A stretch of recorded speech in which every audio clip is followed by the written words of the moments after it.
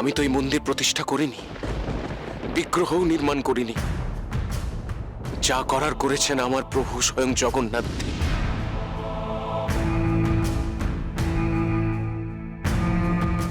আজও যা করার তিনিই করবেন।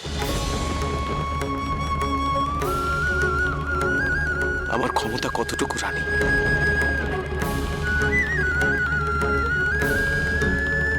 এতদিন আমি যেভাবে বারবার শ্রী জগন্নাথ দেবের শরণাপন্ন হয়েছি, আজও আমি তারই শরণ নিলাম। প্রভুর ইচ্ছেই সব।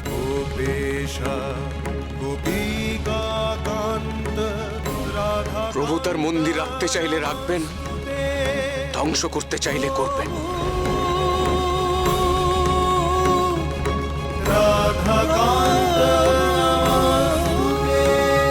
জয় জগন্নাথ প্রতিদিন সন্ধ্যে 6:30 কালার্স বাংলায়।